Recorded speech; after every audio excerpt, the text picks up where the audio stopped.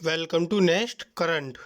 आज है आपका 13 जनवरी 2021 और 13 जनवरी 2021 के जो भी इम्पोर्टेंट करंट अफेयर्स के क्वेश्चंस होंगे उन्हें मैं यहाँ डिस्कस करूँगा और सभी क्वेश्चन से रिलेटेड आपको फैक्ट भी बताता हुआ चलूँगा। अगर आपने अभी तक हमारे चैनल को सब्सक्राइब नहीं किया है, आपको वीडियो के नीचे सब्सक्राइब बटन मिलेगा, वहाँ से आप हमारे चैनल को सब्सक्राइब कीजिए, साथ ही नोटिफिकेशन बेल को भी प्रेस कीजिए ताकि आपको सभी वीडियो का नोटिफिकेशन सबसे पहले मिले। आप हमारी वीडियो को शेयर भी कर सकते हैं और साथ ही साथ आप हमारे चैनल को शेयर कर सकते हैं। शेयर करने का लिंक आपको डिस्क्रिप्शन बॉक्स में भी दिया गया है।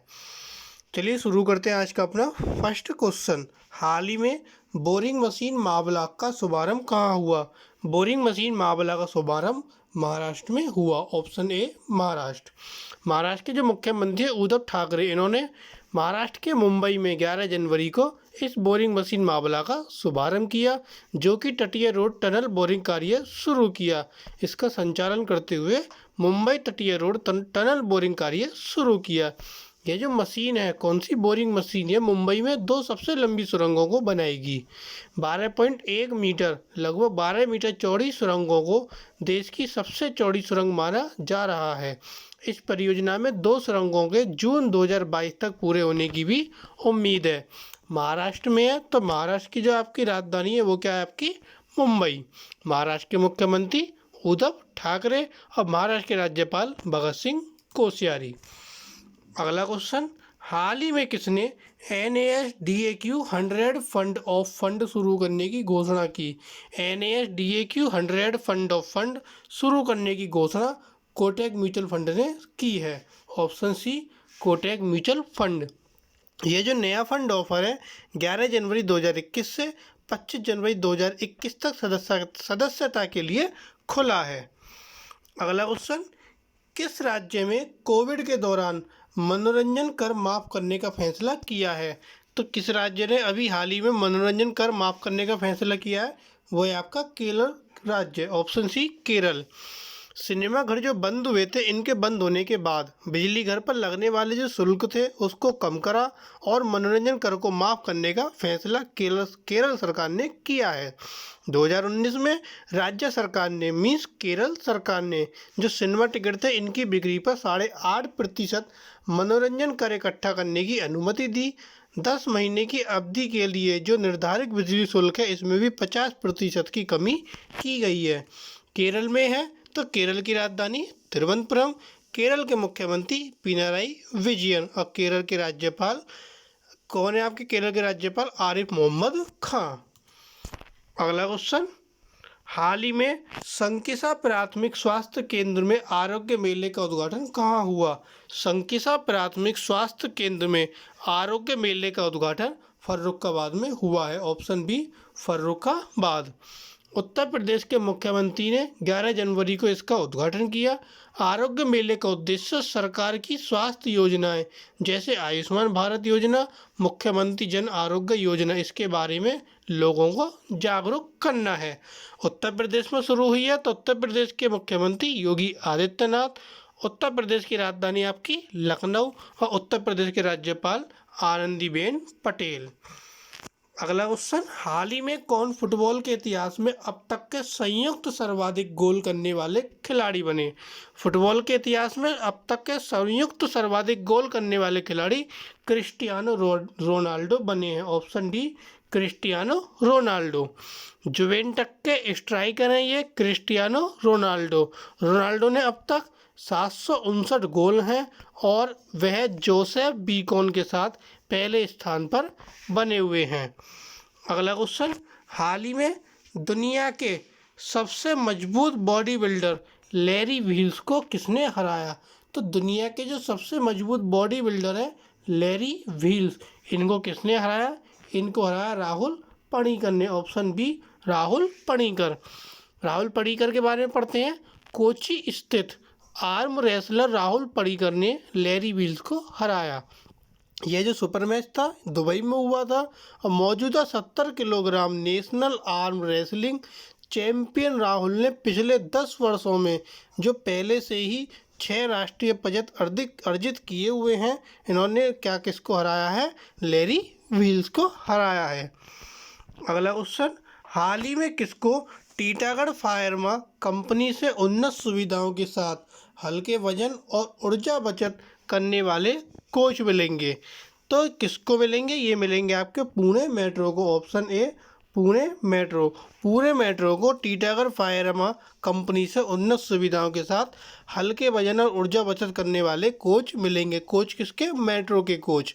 2020 में टीटागढ़ फार्मा ने पुणे मेट्रो के लिए 102 अल्ट्रा आधुनिक एल्युमिनियम बॉडी मेट्रो रेल डिब्बों की आपूर्ति के लिए एक अंतर्राष्ट्रीय निविदा प्राप्त की थी। कोलकाता स्थित टीटागढ़ फार्मा कंपनी मई 2021 में फैक्ट्री परिसर में इसका पहला ट्रायल रन करेगी। अगला क्वेश्चन, हाल ही में कौन बाजार पूंजीकरण में 12 ट्रिलियन रुपये को छूने वाली दूसरी भारतीय कंपनी बन गई है? तो बाजार पूंजीकरण में 12 ट्रिलियन रुपयों को छूने वाली दूसरी भारतीय कंपनी कौन सी बन गई है? वो है आपकी TCS। Option C TCS, Tata consultancy service. Bharat के सबसे अमीर व्यक्ति मुकेश अंबानी की अगुवाई वाली रिलायंस इंडस्ट्री लिमिटेड एकमात्र कंपनी है जिसने मार्केट में 12 ट्रिलियन रुपए की बढ़त हासिल की है, और इसके बाद अब TCS दूसरे नंबर पर बन गई है। अगला क्वेश्चन, हाल ही में स्वामी विवेकानंद की जयंती पर राज्यव्यापी युवा घेरा अभियान की घोषणा किसने की? तो स्वामी विवेकानंद की जयंती पर राज्यव्यापी युवा घेरा अभियान की घोषणा अखिलेश यादव ने की है। Option D Akhilesh Yadav. अखिलेश यादव कौन है? ये समाजवादी पार्टी के राष्ट्रीय अध्यक्ष हैं। 12 जनवरी को इन्होंने इसकी घोषणा की। इसी के साथ युवा घेरा जो है वो एक यूथ कनेक्ट अभियान है, जिसका मतलब समाजवादी पार्टी के जो नेता कार्यकर्ता हैं वो युवाओं को एक घेरे में बिठाकर चर्चा और संवाद में संलग्न करेंगे। युवा घेरा उत्तर प्रदेश में स्कूल और कॉलेज में आयोजित किया जाएगा।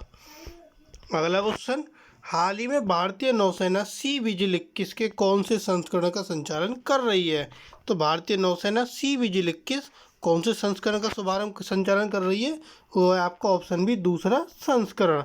भारतीय नौसेना 12 जनवरी से जो शुरू होने वाला सबसे बड़ा तटीय रक्षा अभ्यास है उसका दूसरे संस्करण का संचालन कर रही है।